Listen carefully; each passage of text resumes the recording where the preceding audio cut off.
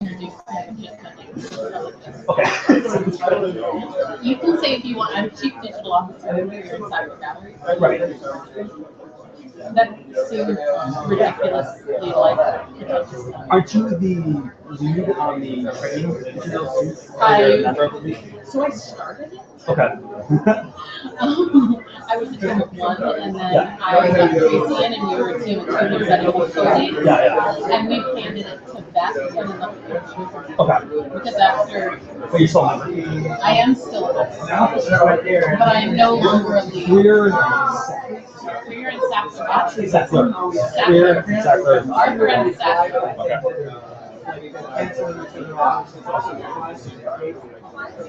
I actually think it's in my bio if you just want to see something or something. I think it says Chief Digital Officer over in Cyber Gallery. Yeah. Or you can read the book. I'll just panic and introduce you as like a space or something. I don't know. That's usually my default. So this is how I make decisions. I'm like, no, I want this. Actually, you can do that. I don't actually. And at the end, I'm like, whatever. This is the meetup. Yeah, remind me and I'll show up. Thanks.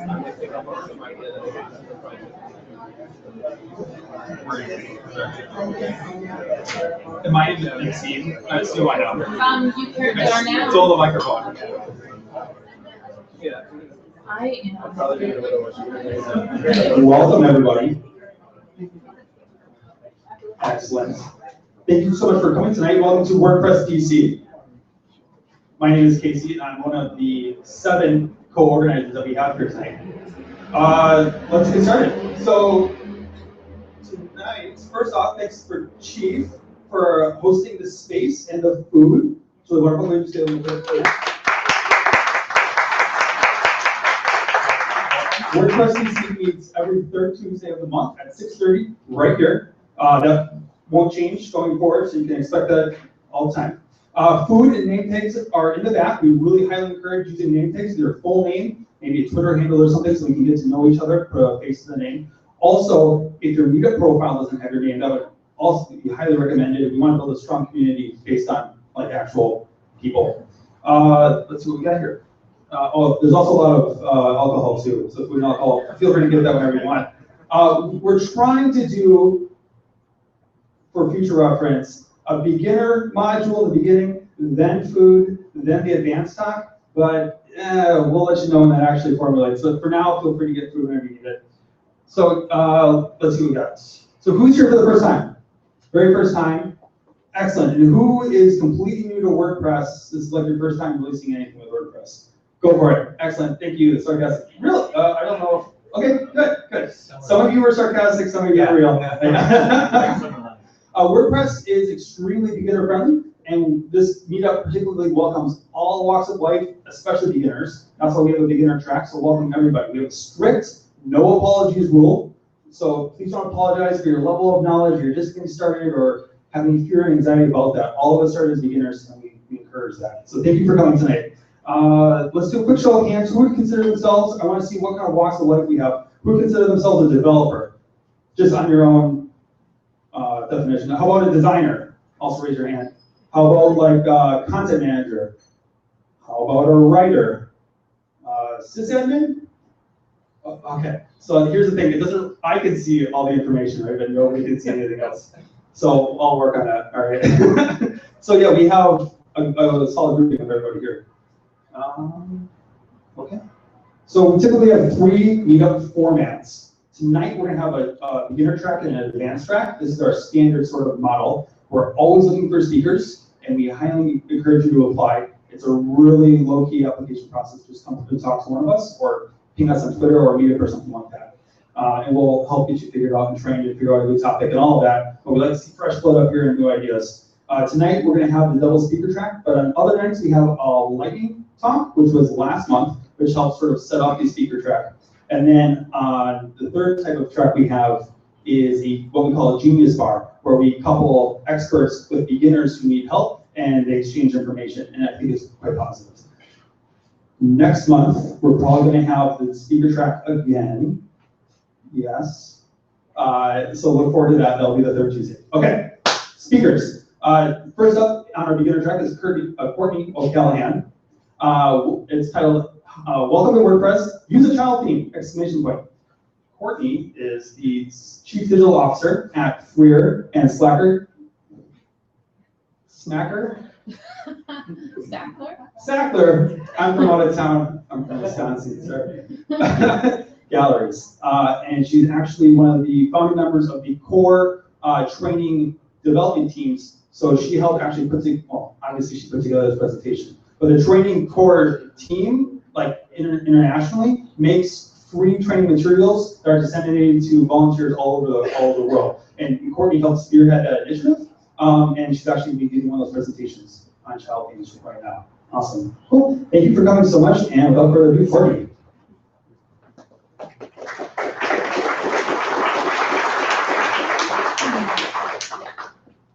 First order of business is seeing if I can get this over here. The mic, that long rod, or you got it. Yeah, Perfect. I can do this. I am all powerful. Okay. Hi, can you hear me? Is this fine? I think you have to speak really close to it.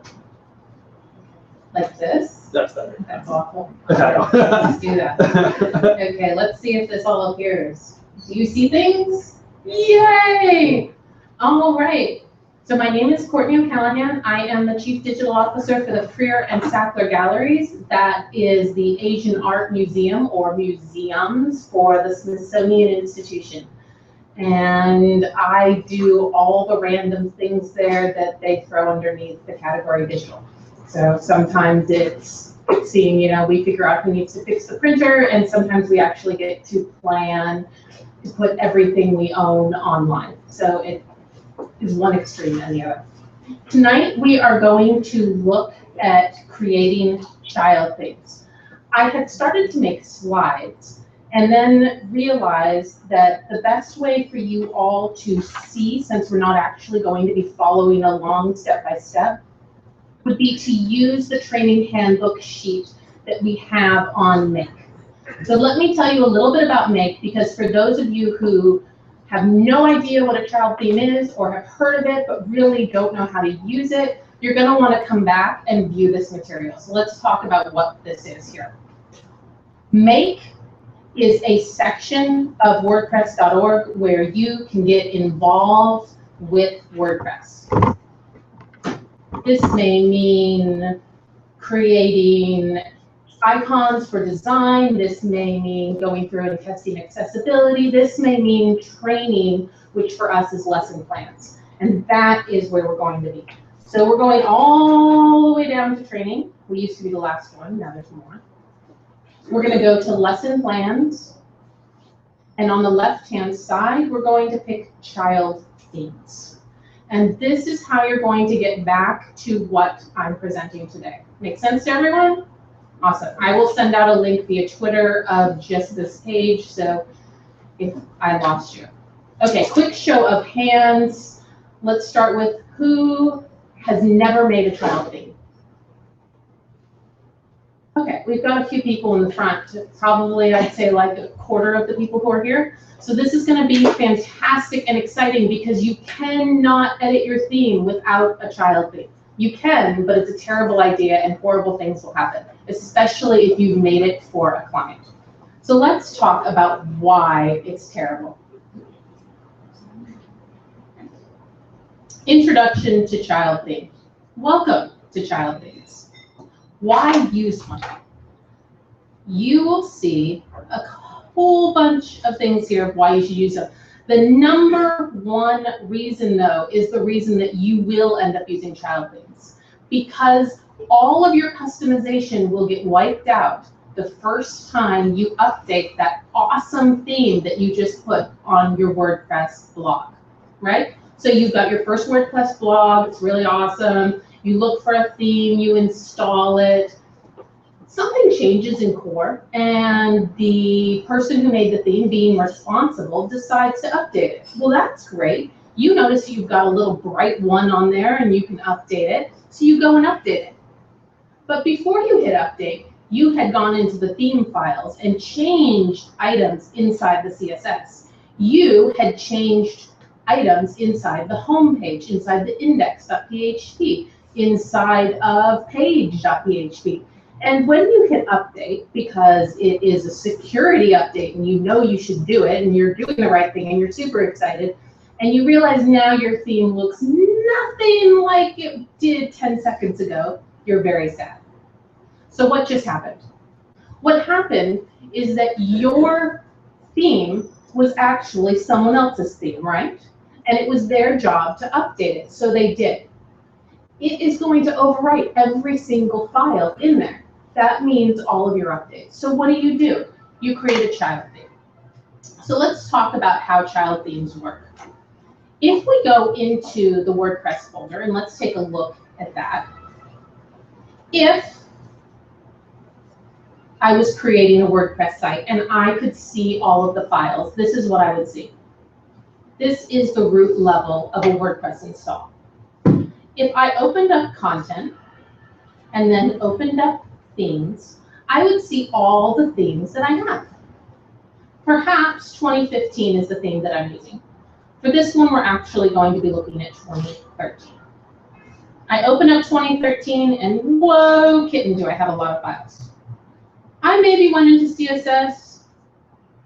I might have changed something in here. Maybe I thought margins should be 50. Great, I saved it, I'm happy, but when I updated, I went back to 25. So what do? I create a child theme. And let's take a look at what that means. Your child theme is going to look in your browser just like a folder for your regular theme. So when I looked at my browser a second ago, you noticed that I have a whole bunch of themes in there. Not a ton, but enough for you to see that there's 3 or 4 hanging out. If I add one more folder in there and I put only 2 files in it, I can then use that to put all of my changes and they'll never get overwritten. Why? Because I named that folder something special that has to do with my theme. I could call it my child theme. So let's start and do that. We're going to create a new folder.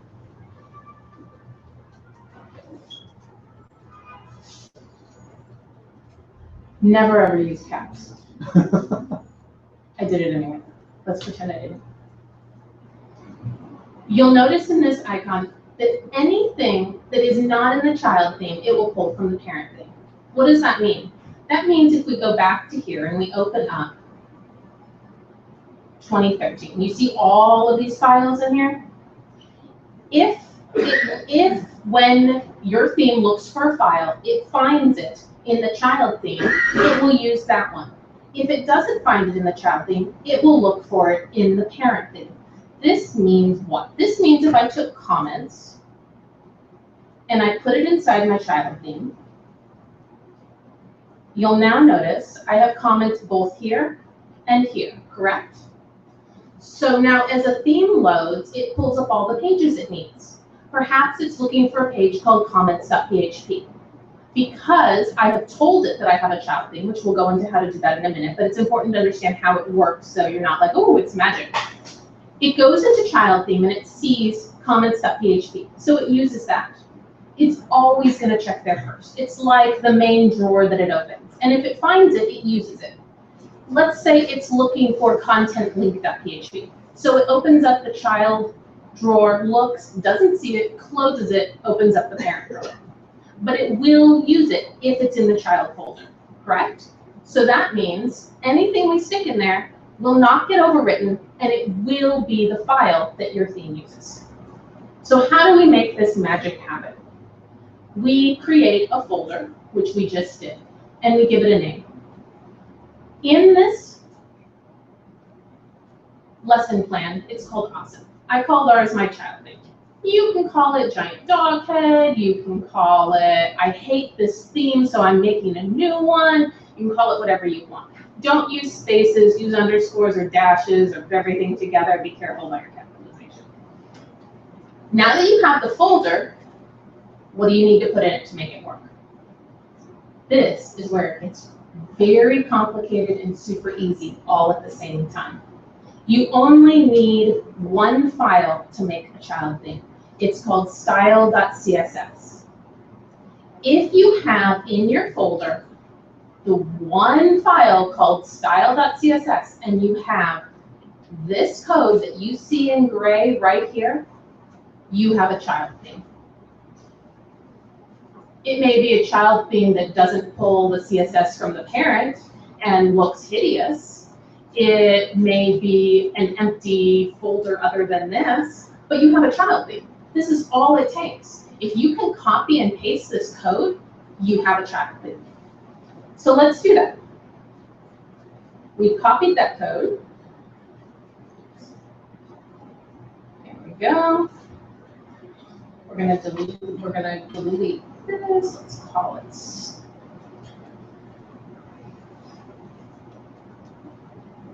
We have now a file called style.css. We have a completely empty page.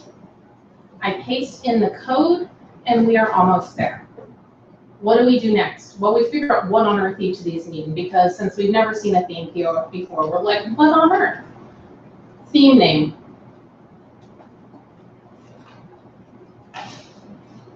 Did you hit Command plus like 5 times? Hmm? Command plus like 5 times to zoom in. Absolutely. Better? Yes, you did that. Okay, good. Do you want me to hit it like 5 more times? I think you're good. All right.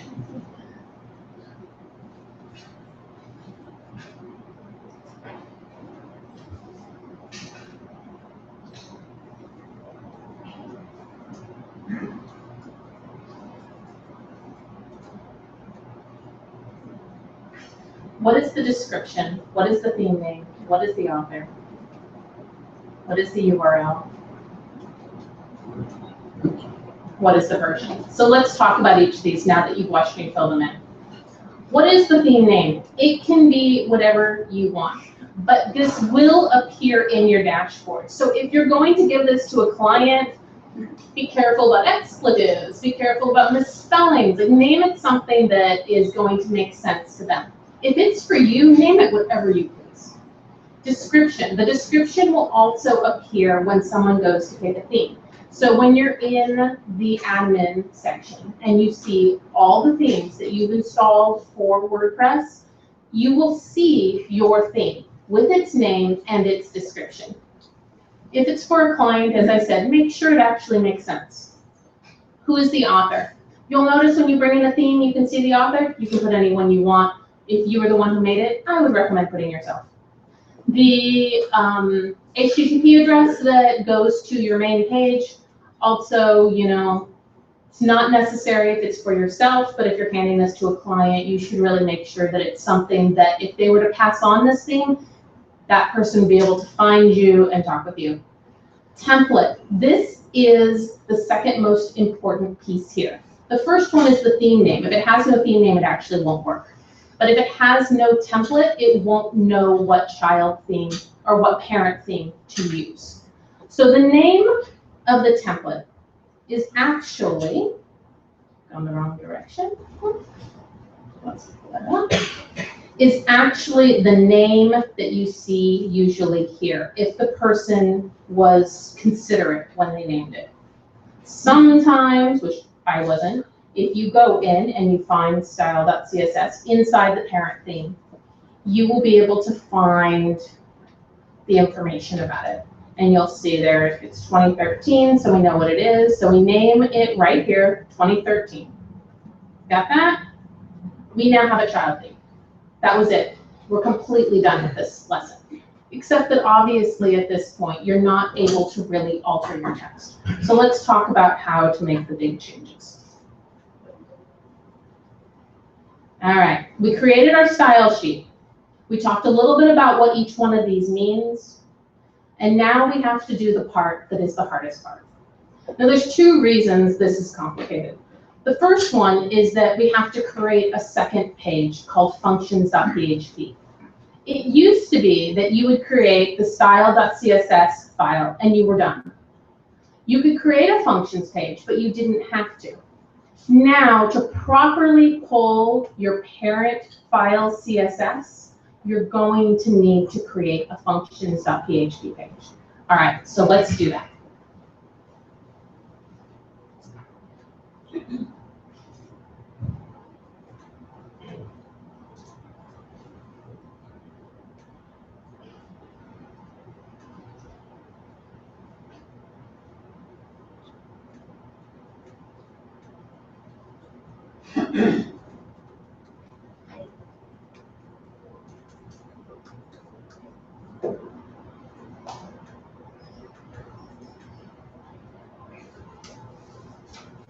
So now we have a functions page, 2 files. The functions hold any functions that are specific to our child theme. If you don't know what functions are, that's perfectly fine. If you know what functions are and you've been putting them in your parent theme, now you know where to put them instead. But why have we created it? We've created it because of something in this style CSS page. So let's go back to our page here and look at why we just created this. Your child theme needs a style, otherwise the page looks terrible. You probably like the parent theme style more or less, but you wanted to change the width of the line, the color of the background, the font, small items, but not the entire structure. So you've got 3, maybe 50 lines of CSS code that you're changing, but the rest of it you want to come from the parent theme. To do that, we're going to use a small amount of script that will pull the parent theme CSS.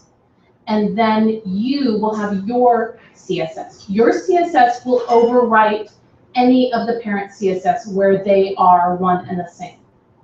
But if you don't have something, just like in the file, and it's in the parent but not in yours, then the parent CSS will win. Same thing, so the drawer. You open up the drawer, if the child CSS has it, it uses it and closes the drawer. If you open up the drawer and it tries to find it and it doesn't have it, it checks the parent CSS drawer and it finds it. So here is the code to be able to do this. The reason it's confusing is because you have to do it in 2 places. So the first piece of code we're going to copy, and we're going to put it inside of our functions file. And we actually need to add something to our functions file, but we will do that later because it is out of order.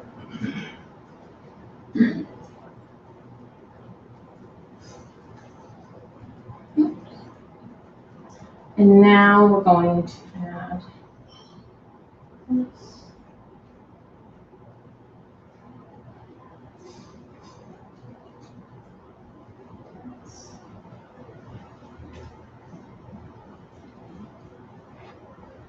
I apologize, this was added earlier today and I don't see, usually you add into the CSS something else also. Beth.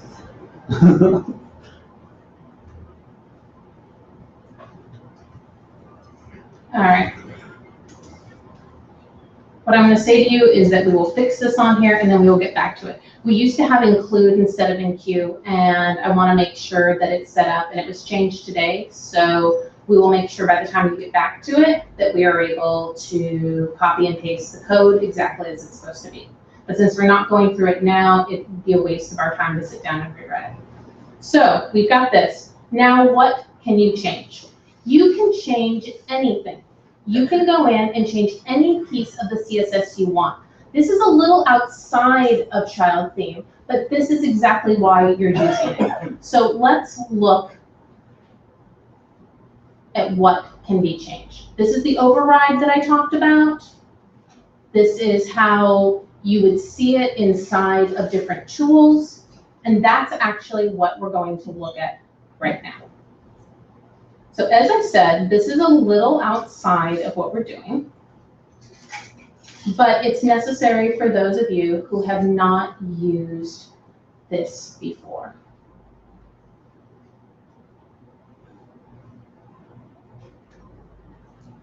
I am using the developer tools in Chrome so that you can see how to change a little bit of the CSS. Now this is a completely separate lesson and it's in there if you want to see how to do this.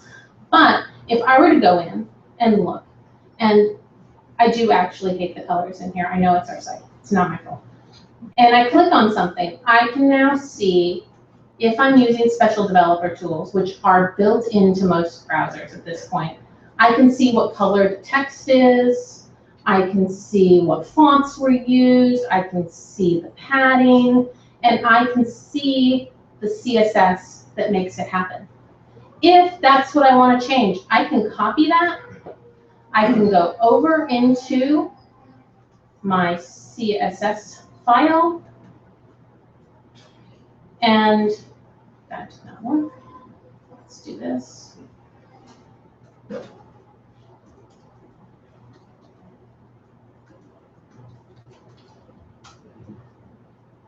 We can figure it out, we can put it in, and we can change what it is that we wanted in it. Perhaps we wanted to change the size. Perhaps we wanted text decoration to be something different. We could do that. All of that is inside of the CSS. And once I put it inside the child file, it will now work all of the time. What happens, this is the next question as we move on. So you've created these two files, right? You now have what's called a child theme. Well, what else can you do with a child theme? If we go further down in here, you'll see that you can override all of the pages also. So though CSS is mostly what you're going to do, for those of you who have used and understand the hierarchy but have never used a child theme, this is where it becomes a much more powerful tool. Perhaps you want to change the footer. Perhaps you want to change the header. You can copy those files, paste them into the child theme, and make your edits. As long as when you are in WordPress, in the admin, and you have your child theme as your primary theme, it's going to use all the files that are in there. You'll notice here we have an example of taking the footer PHP page and doing exactly what I just said. So instead of having all of the information that was in the default footer of 2013, we have gone in and we have made it just have copyright and the date. Perhaps we love that it's proudly powered by WordPress, but it's not something that our client thinks is professional at the bottom. So we take it out, we put this in, and we save. Because we have a footer.php file in both the parent and the child theme, it will look in the child theme first. So now it sees our file, our much smaller file, and now the bottom of our theme says copyright 2013. What about if there is a page we want to create in our child theme that was never in our parent theme? You can do that. Why? Because no matter what WordPress is looking for, it's going to open that child theme folder first. So it opens the drawer of the child theme and it sees this page with no sidebar. Would there be one in the parent theme? No. If it called for it and it opened up just the parent theme first, your entire site would error out. But instead, because you've added it to your child theme, it opens it up and it sees it. This is where child themes become very powerful. You can also share child themes with people. So if this is a child theme of something very popular, the 20s are a very good example, 2013, 2015, etc. You can actually flip this up on the themes inside of WordPress.org. On the bottom of this page, you're going to find a whole bunch of exercises. And were this a class and were we to sit down for an hour, we would go through and try to do each one of these. If this is something you want to do on your own, you are more than welcome to contact me if you have any questions of how to do it.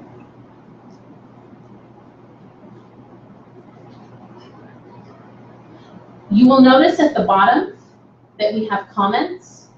This is a great place if something changes or if you think there's something missing in child themes that you would like us to add, for you to put your comments. And this allows us to understand that they are attached to this specific lesson plan. So I know this was very quick, but since we're not sitting down and locally installing and going through all of it, I wanted to make sure you understand that you understood the basics of child themes, what they can be extended to, and that they're very, very, very important. Thank you very much.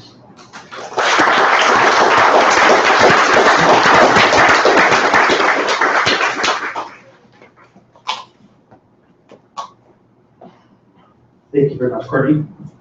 So let's break for 10 minutes for bathroom, drinks, and food, the refresher. At 7:45, we'll get started. This will give time for our second speaker to get set up too. Would you be interested in handling questions during this time? Absolutely. Let's just do a makeshift panel too, so go ahead, dip and roam and do everything else. 7:45, I'll call you back. But if you have child-themed questions or just other questions, we'll be sitting up front here, just kind of come up a little bit. We can feel free to answer that. 7:45, second speaker's up. Thank you very much.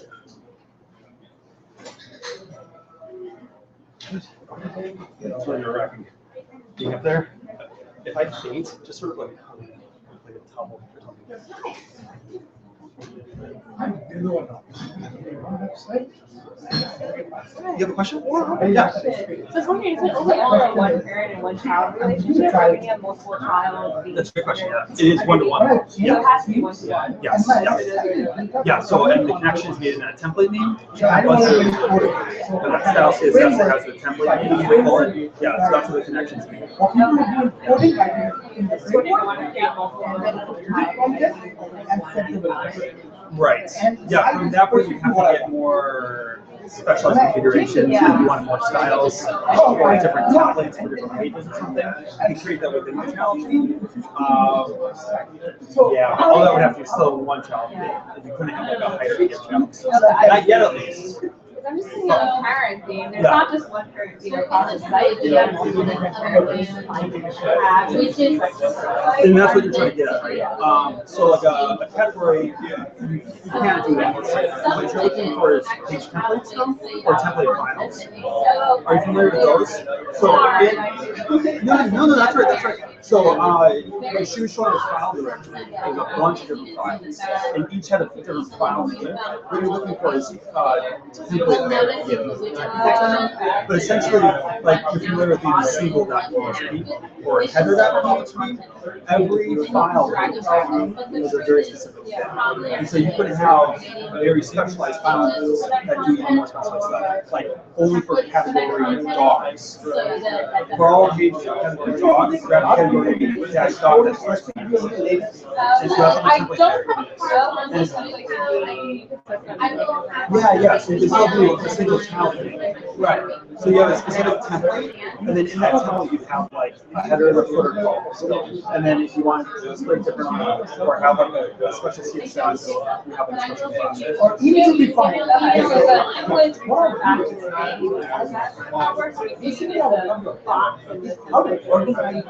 Yeah, so the actual like fine terminology, so the child is the box that contains all of the templates inside.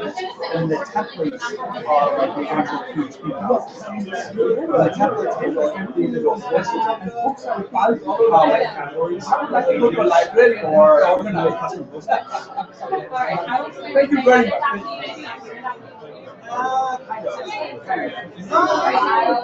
Yes, I think we like to do sometimes. Because we're not like a whole page.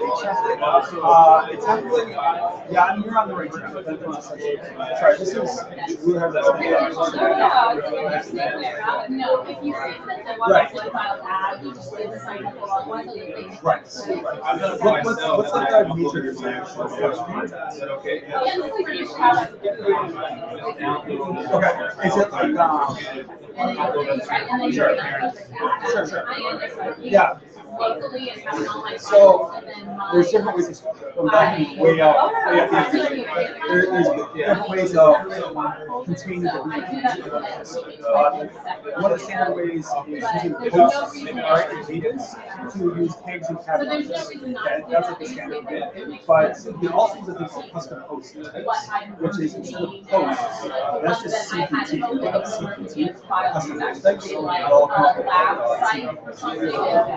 So you can start like a movement post type, or a library type, or a code snippet, or a recipe post type. And that's like a different way of categorizing something.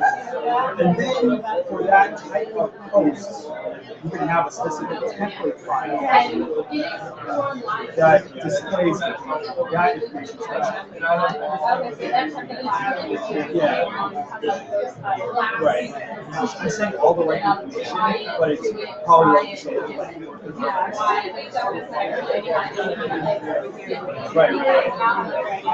There is a lot of great information out there, but it will take some time. So essentially, depending on how you want to organize your site, you want to create either custom post types, or you create like custom categories. So you can make several different. So a category is a type of what's called taxonomy. Are you familiar with that term? You want to write that up. Taxonomy. So like in the animal kingdom, like there's a taxonomy of like figuring out what animals are a way of customization. So a category in WordPress is a type of taxonomy. But you can create, like if you wanted to have like a school post that's just like name the stories and information of the school, you would have like a district taxonomy. So all the same districts belong, or all the same schools belong to the same district. In the way that you're categorizing it, you're not using categories. You're linking them by a custom category, custom taxonomy.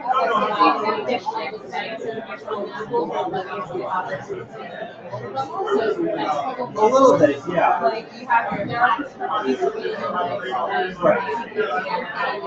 Right.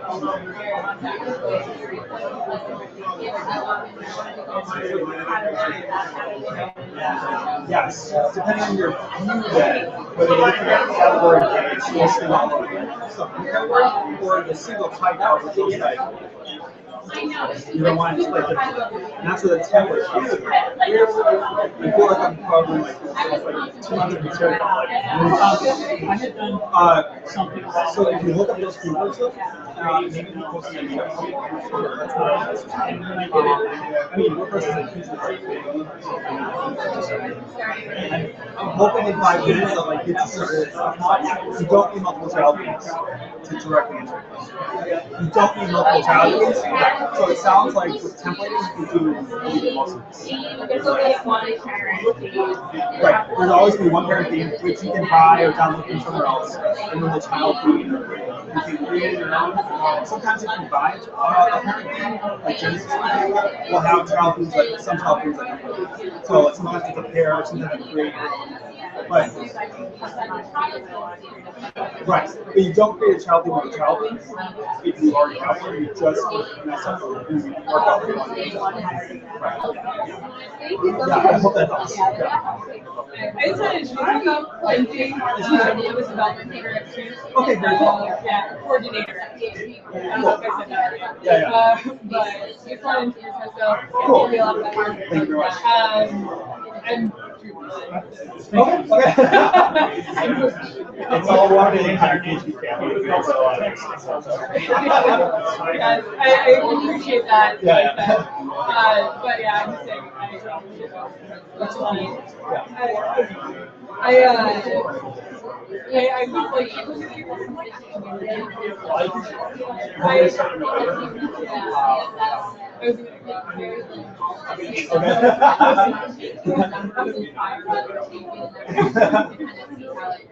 was like, I'm doing a little bit of work, so. Okay. Cool. You can come up and do everything you need. Awesome. How do you say your last name? Cerminara. Oh. Your first name? Oh, question. What's your name?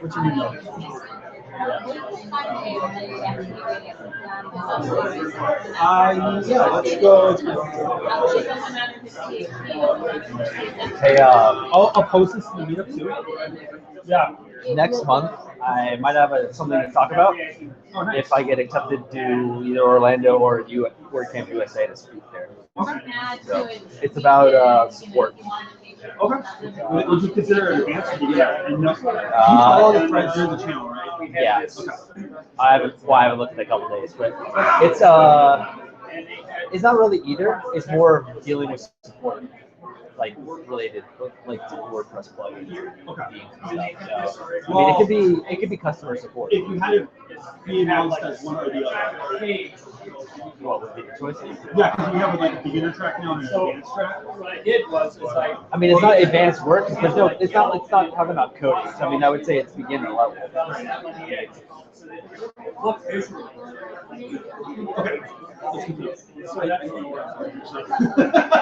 something I. Does anybody know where this is? CSS.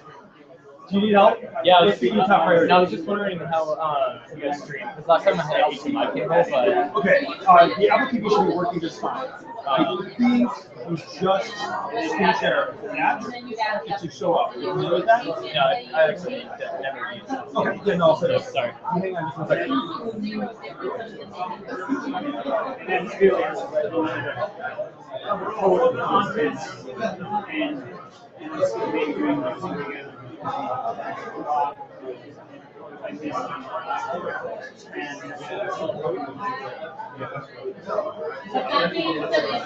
Oh, that might be under Apple.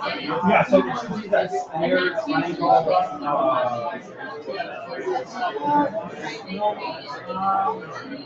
Can you give a is there like a drop down of all? You know what I mean? So it should. Let's try go to settings and see what's in there.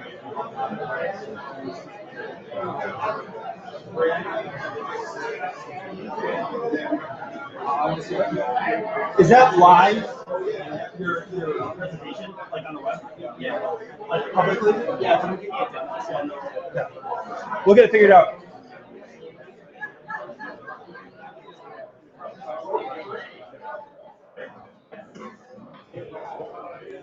Here, Nick, come here.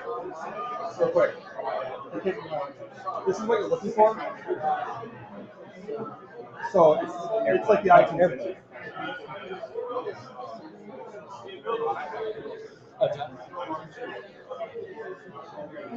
Well, all I know is how to do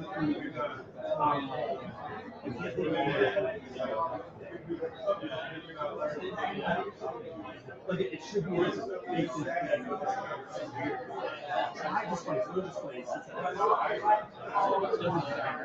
Yeah, no. All I know is like, there you go. Cool.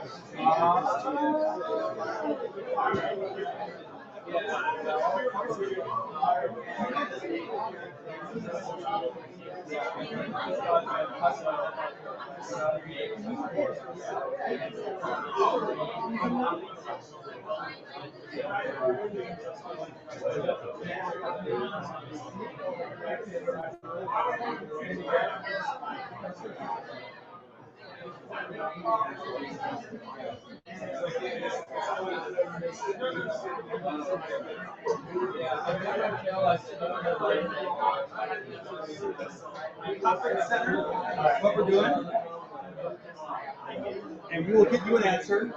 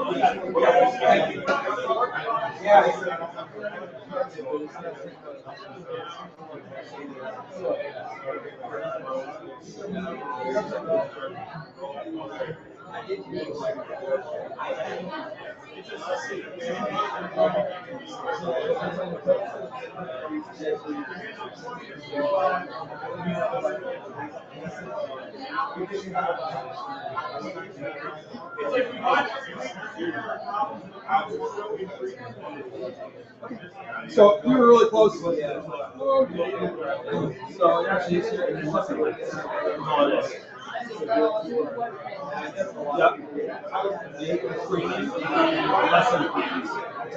and they're all of them right here, and they're all doing the same thing.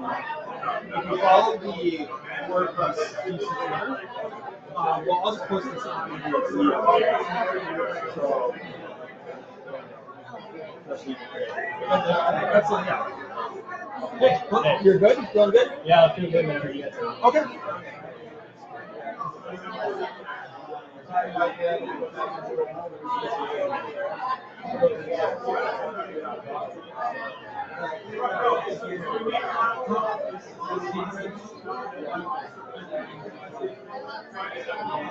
Welcome back, everybody.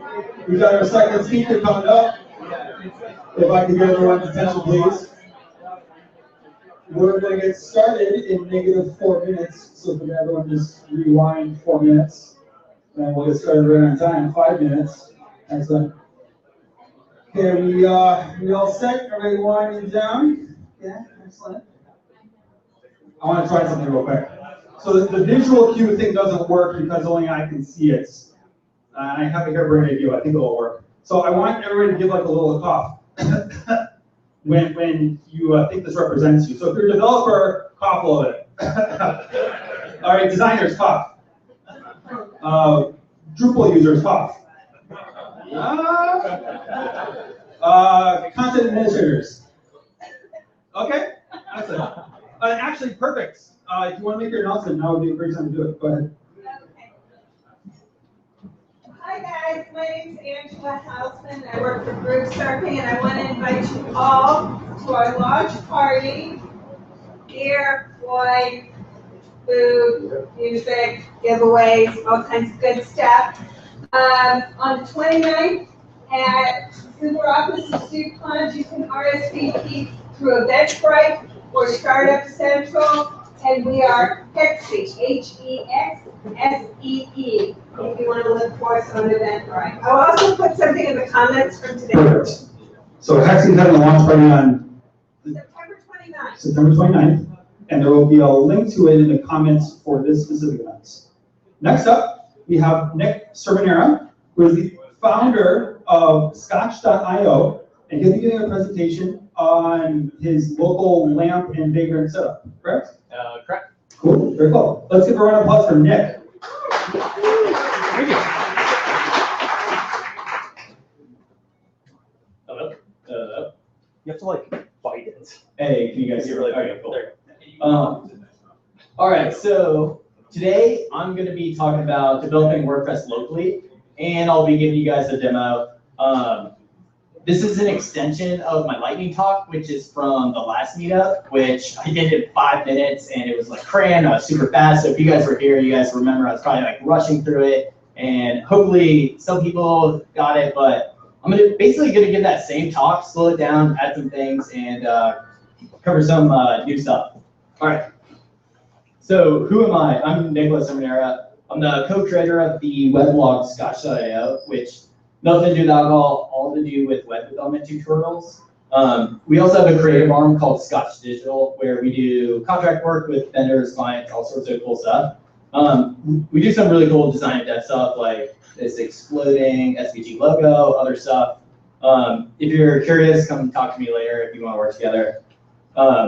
So before I get started, 30-second shameless plug. Me and my friend Matthias in the back here, we just launched the alpha version of a project we're working on called WordPress, which is basically a new way to think about how to host WordPress sites. It's like a static first approach. Tons of benefits, like you never have to update, you get like unlimited traffic, you can handle 17,000 concurrent users, it doesn't matter. If you're curious, we really appreciate if you guys go to WordPress.com. Get this like cool site, just sign up here, and you can read about it and learn more. If you want a demo, come talk to us after this talk, and we'll give you a really cool demo too. Anyways, to get back on track here. So what is developing locally? All it means is like you're developing on your local laptop machine. So back in the day when I first learned WordPress and first learned development, what I was doing was like I'd spin up GoDaddy and I would generate a WordPress site. And then I would connect to GoDaddy with like FTP or something. and then make my code changes here. So what's Zoom in. oh, yeah. This part's perfect. So what developing locally is though, it's like, it's taking that process, you're making your code changes on your laptop. And you do that by creating like a local dev environment on your laptop.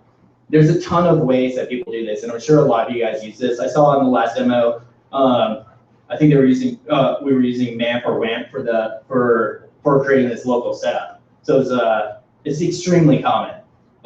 There's all these different ways to do it, but what I'm going to talk about is like this new hot rod way of doing things, which is using a tool called Vagrant.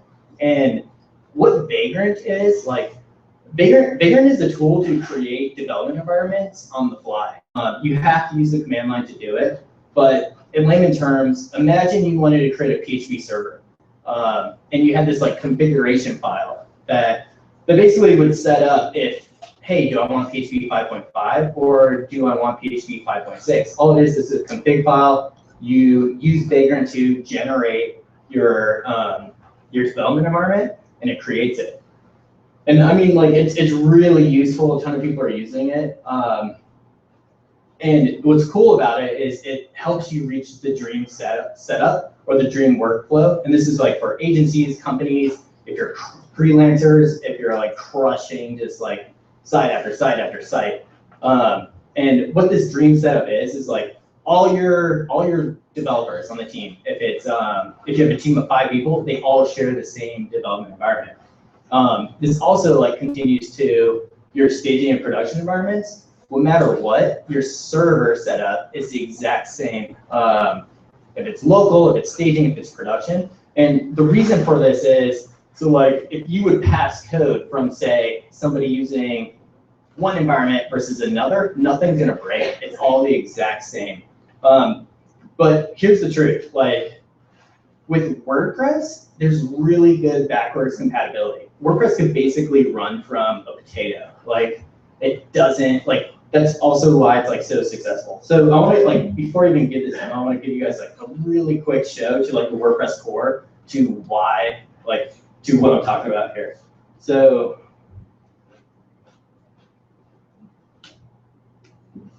all right, so I'm on GitHub WordPress. What I'm going to do is search curl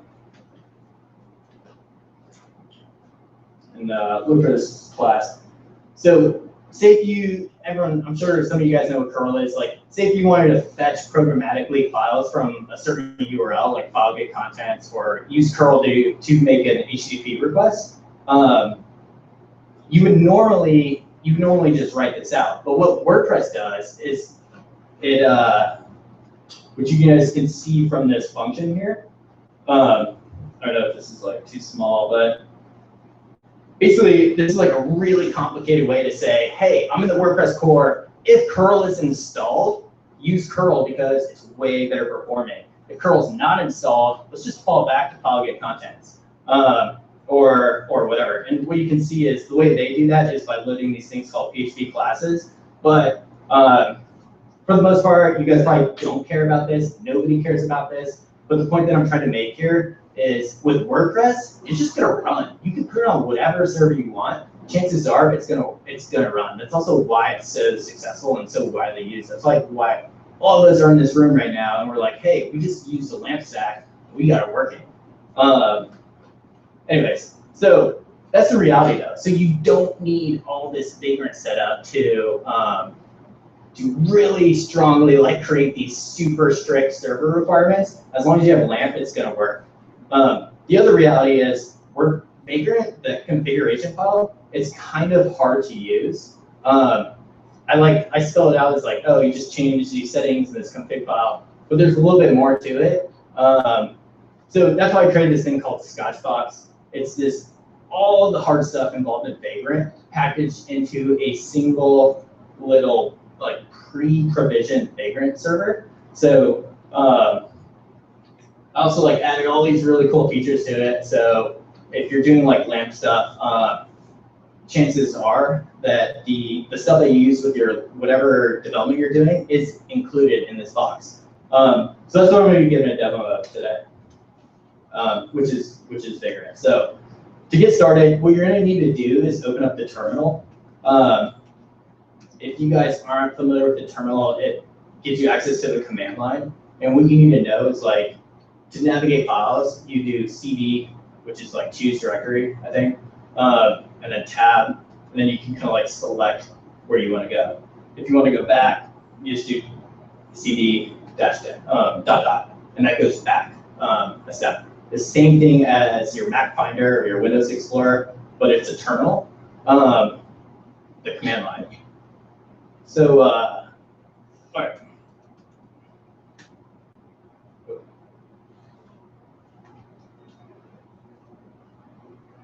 So there's this URL, box.scotch.io. You guys can go there. It'll give you all the instructions that you want to do. But to get started, all you need to do is install Vagrant, go to vagrant.com or vagrant.com, and then also install VirtualBox, virtualbox.com. So after you do that, to get started with this pre-packaged Vagrant box, you'll need to go to the Scotchbox GitHub repository. And right now we have like 1,000 users who started this. So it's like, I'm not just like pitching this on you guys, it's something that I made. Like, some people like really use this out in the dev world. So what you need to do is, let me just get this set up.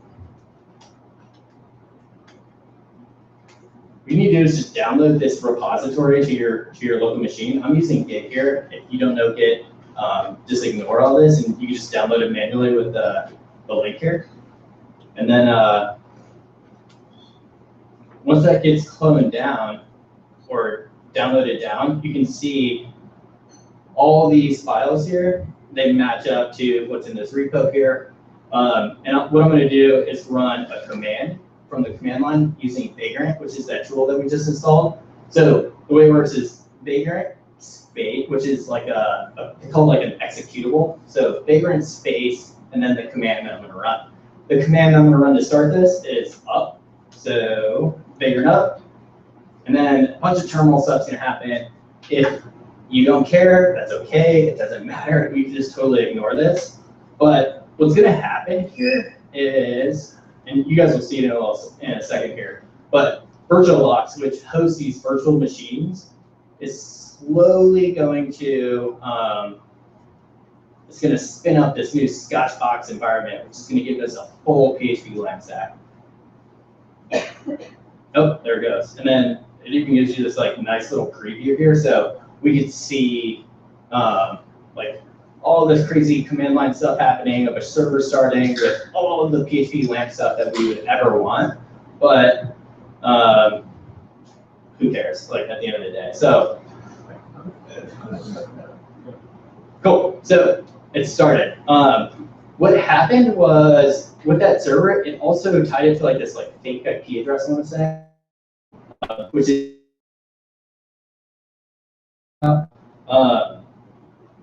so if I visit that, what you'll see is I have this like custom PHP info file where in that thing that we downloaded, that Scotchbox repo, I just created here. It was in the public folder.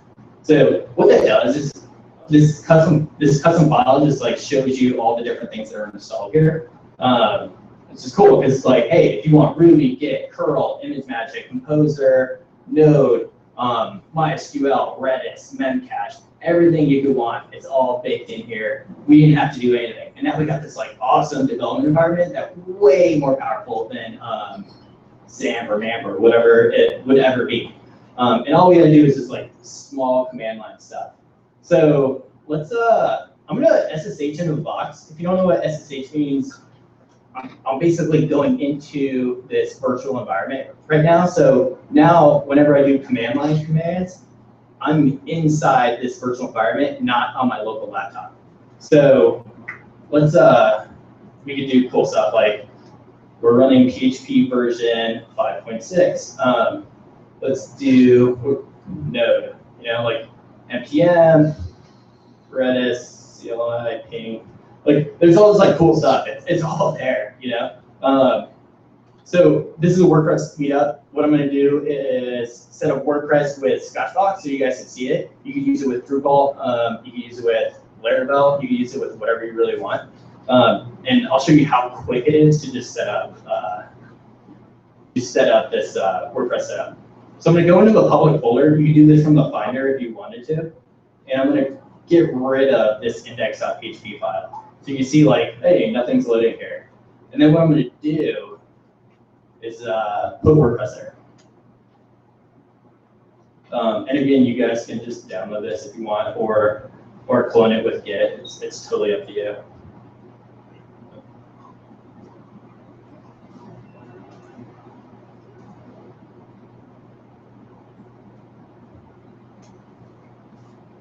So I'm basically from the command line downloading this into that public folder. Hopefully it goes. Let's see. Internet, but oh, there we go. Cool. So I'm gonna open up Sublime and I'm gonna navigate to this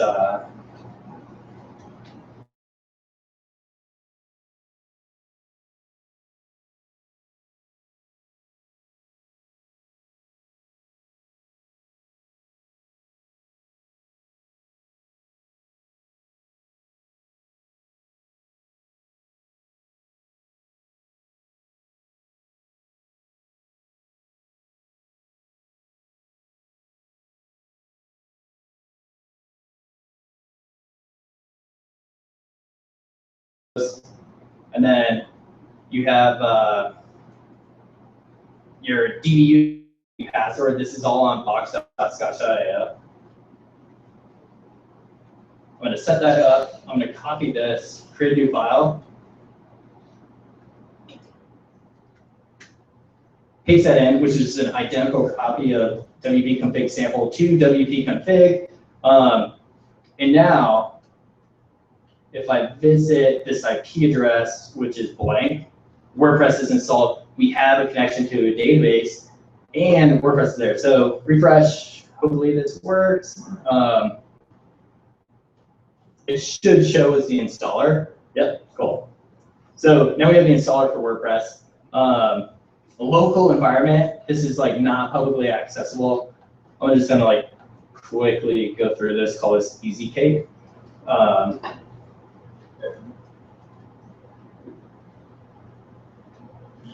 Cool. I'm gonna install WordPress. And what that did, like, I don't know if you guys ever pay attention to what happens whenever you do that, but all I'm doing right now is the equivalent of PHP admin with a native app called SQL Pro. All these credentials are in that default index.php file. I'm going to connect to the database. And all we did with that installer, we created a database, and now we have this like local MySQL database that's tied to our WordPress install.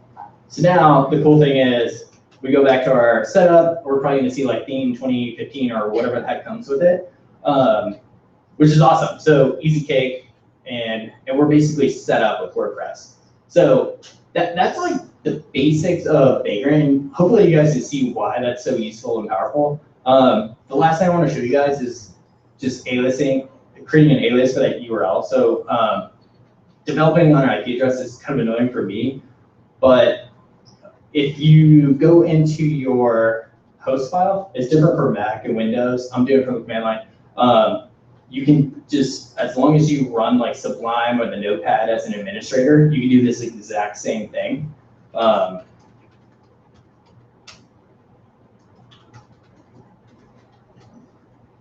So all we're going to do is basically tell our MacBook that this IP address, whenever we visit easycake.local, for that domain name, or that, I want to say host name, resolve to our local IP address. So what you'll see, if I go to easycake.local, hopefully this works, and we should see our WordPress site. Yep, we do. Cool. So that's pretty much it. That's like that's what Vagrant that's like the Vagrant setup there. You can kind of see if you're a WAMP user, the IP address is probably 127.0.0.01 or whatever. But this is kind of like more real. It feels like you're editing on a real server versus like some local different setup. The whole idea is to be just to mirror like a real environment as much as possible. All right, let's see. Oh. Cool. So if you don't want to use Scotchbox, there's a ton of alternatives out there. That's just the one obviously I want to use because I made it, but there's like, you can create your own custom one. You just build it from scratch, or you can use these tools called Chef and Puppet to basically provision your server for you. So every time you run Vagrant up, it's actually creating a new, it's actually going to run a ton of scripts to create this for you. So it's not prepackaged like mine. There's this thing called Laravel Homestead, which basically is the same thing, except instead of Apache, it's running Nginx. And then there's all of these other cool alternatives. But that's pretty much it. Like, so that's kind of like how you develop locally with Vagrant. And Scotchbox makes it as easy as possible. There's a ton of alternatives out there. Hopefully you guys were able to follow along this time. And if you have any questions, just let me know. Do you want to field questions right now? No, that's it. Nice.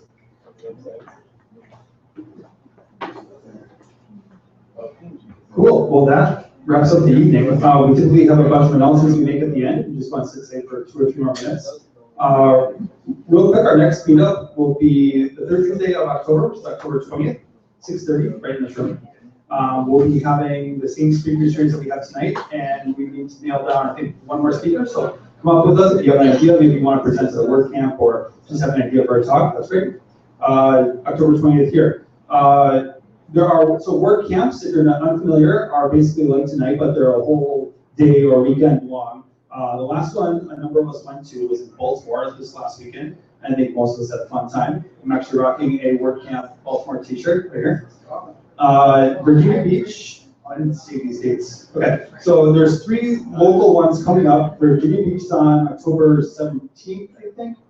New York is going to be a big one on Halloween weekend, and then there's a major national WordCamp called WordCamp US. It'll be hosted in Philly this year. That's December 4th through the 6th. It's a great place to meet people and learn a lot of new tricks of the trade. Is that right? WordCamp.org, central.wordcamp.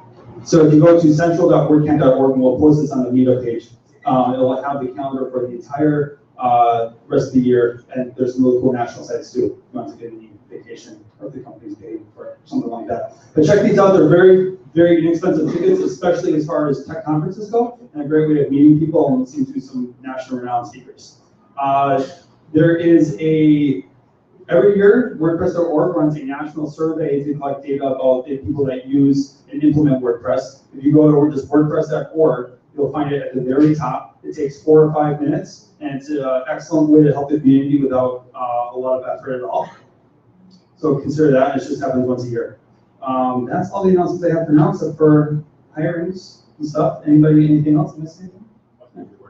Huh? Oh yeah, 4.3.1 is out today, so it's a security release. That's super important. It will happen automatically, which is a feature that all of us have worked very hard for. It's an important thing to update, so make sure that update is check for that. Any other standard, is this a hiring thing? Yes. Yes, hold on just one second. Any other relative? Okay, for those who are hiring for positions, let's start. Fedora in the back. Hi, thank you. I'm Lauren. I'm looking for a full-time WordPress developer for my client on Main Street. This is a fantastic client of mine, digital agency, environment, very competitive salary. Talk to me on the outside of WordPress developer and looking for a UX designer. And then on the closed source side, I got some other things. So please come talk to me. I will stand back. Thank you. Cool. Anybody else? Hiring for positions or freelancers, contractors? Yes, sir. Hey everybody, my name is Dan Lovett. I work for Meetup. We are the biggest WordPress-centric agency in the world. We are hiring. Sorry, We are a remote company, so we have employees all over the world, including Washington, D.C. We are hiring WordPress developers, front-end people, designers, systems people, anyone who's really passionate about WordPress and just loves the open source community speaking afterwards. Thank you. Thank you very much. Any other companies hiring? Are there any freelancers or developers looking for work? Absolutely. Go ahead. Yeah. Black shirt, you go first. Yeah, go ahead.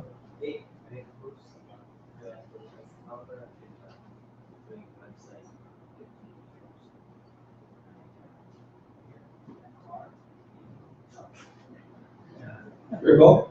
Yes, sir. Go ahead.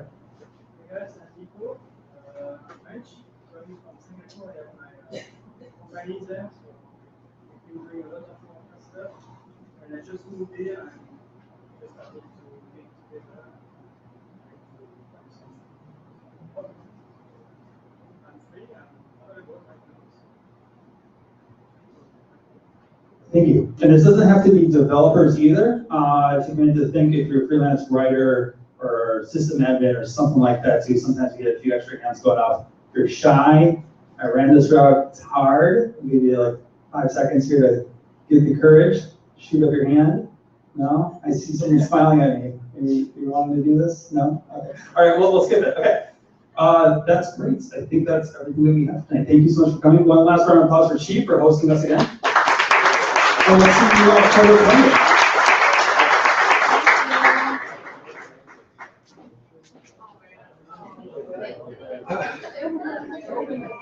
Nice job. Was that good? I didn't call you up by name.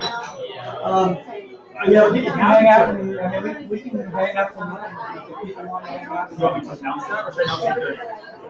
Yes, sir. Hi, Luis. Nice to meet you.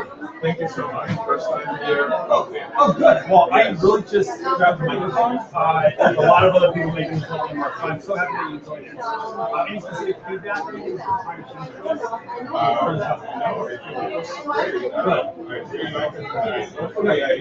kind of knew about goals. Right. So, yeah, that's great. I like the fact that it's okay, yes. Good. We actually, that's like our major focus. Yes. It's a premium product, it's an open source community. So the sponsorship helps us, you know, I want you guys to yeah, I think Nick did a good job too. He has like an you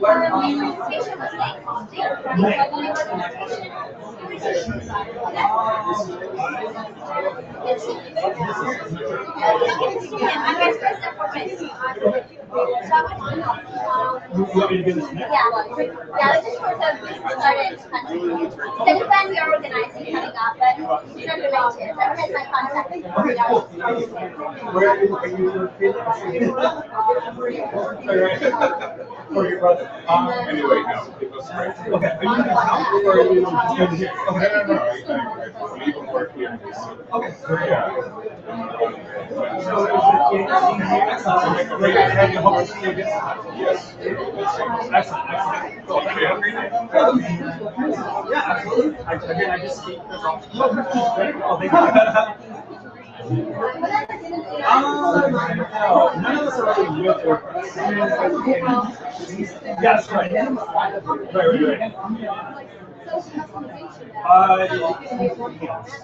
Kind of. He's exploring like runs this meetup. He's not even here like at the time. I actually don't do exactly. I would change the last one. I can slide here in a card. Yeah. Like, I don't really have a way of contact. I don't have his email or anything like that. I barely know him also. But that's my card anyways. And yeah, if you just forward it to me, I'll see if there's a way that he can get it. What do you do? I'm actually going to start working here in a few months at Chief. I'm a full stack developer. I have a real one-on-one question. Sure, You get it to you. No, you get it to. I don't need to take. Okay, yeah, then do it. Help me. Yeah, I'll do after the weekend. Robbie? No, okay. Nice to meet you, Robbie. Thanks for coming. Hi. Nice to meet you, Casey.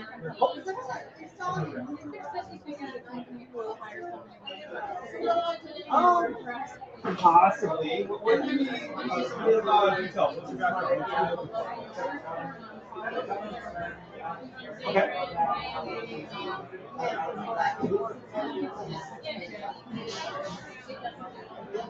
Okay.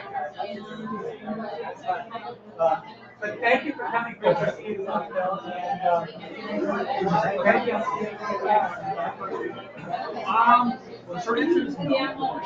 But the longer answer is there's a lack of development.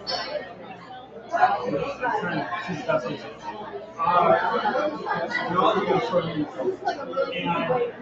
technology itself is difficult, or it scares people away. And it's we use the term non-trivial, which means it's there's a learning curve. Because of that, there's a lack of workers in the country. So we do this all the time. There's people. So That was a really great presentation. Thank you very much. Now, there's a bunch of attacks that you can do.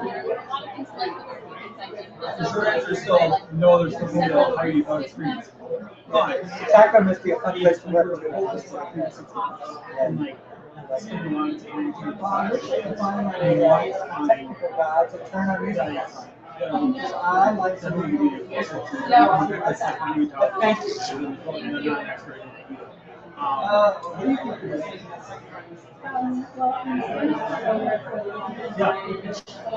Yeah.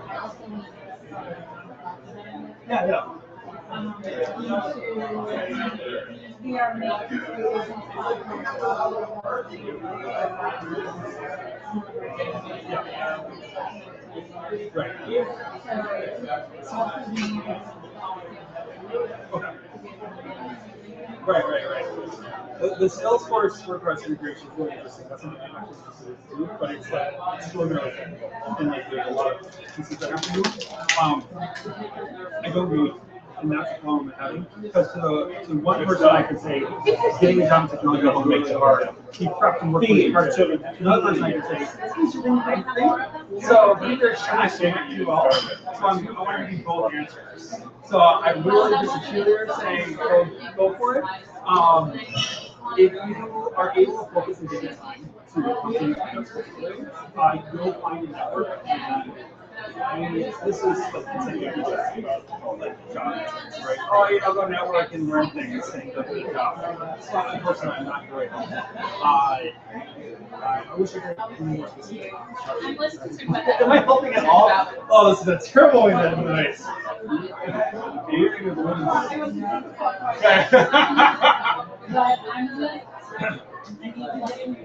Okay.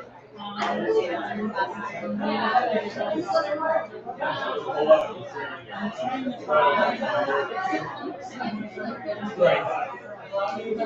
Now, all of my Even if I was like, I'm in person, like I started. Right. Well, actually, I would say you're not talking experience. Get your WordPress site started out. Like, literally today you can do it. Tomorrow you can. Because you want like a timestamp, like a start date that says I've been running a WordPress site since this date. Because a lot of people can just start running a company, and you will get a lot of people. It's not even, and I'm not sure. I know that that's not. I've always thought that it You're a long was. time away, and I know that it was like, don't say this, but it's the truth. You'll have a year of experience of proof. That's the coolest thing too, is that you can have a resume or like proof of your the website side. It's like, no, I've actually done these things. So that's the best of it's just you can work out stuff.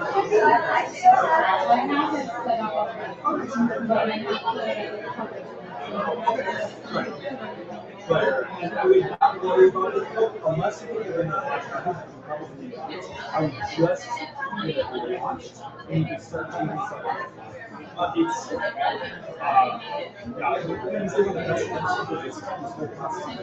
it's don't Mark's up there and you're the poster in his office and such a winners ship, which just means like get it up the door. It doesn't matter what it looks like. There are things we're concerned about, like we have clients organization, those things get in the way. It's a dirty game. It's not going to be perfect, but it's shit. It's constantly right. And that's what you have to work on YouTube. It's a series of content. It's not going to be perfect. And we wait the next 2 years to launch a website, and then it's only for days. So that's not as great as that 2 years of showing constant visitors. What I would tell you is just menus. Can't get it out.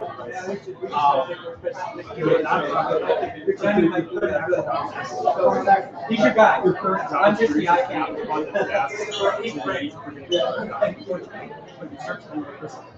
You might find yourself getting better. That's the general advice is just like work hard every night and take Sundays off if you need a break, but like start flexing those stuff, come here. There's if you have the time, there's great leadership. I mean, when you guys showed up with a webcam, and now I'm here. And that was like 12 months ago, and I was nervous, and I didn't use the hard here. So, like, yeah, I grabbed the microphone. It felt like it's particularly WordPress. I mean, that's important. So Courtney spoke to this, and that works here. Both of them are really having that board.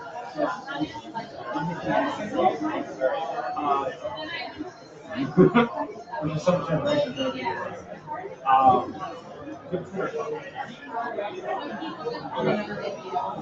would, that's a good first homework step. If you tweet me, it's BRISCOLL.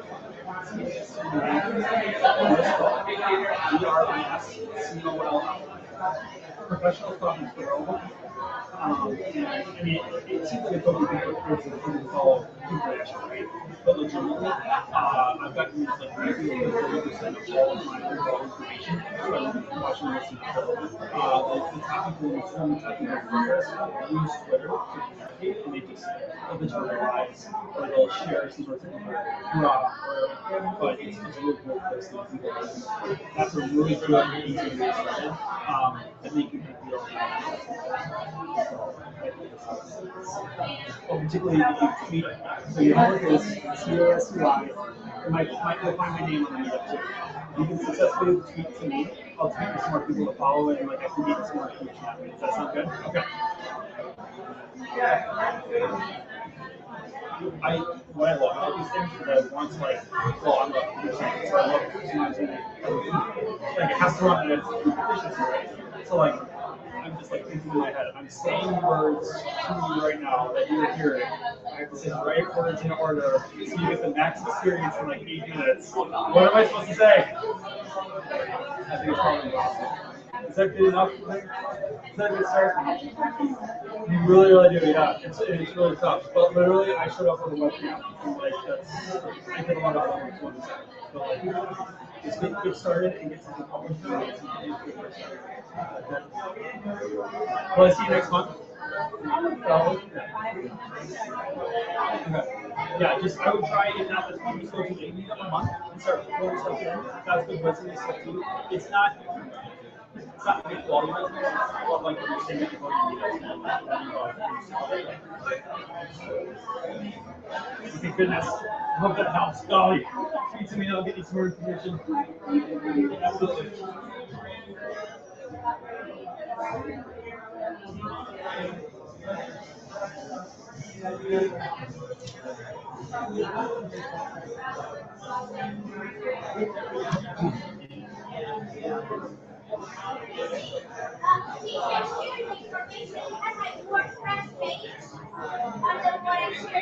That's on the sheet? Yeah. Okay. Okay. Okay. Okay.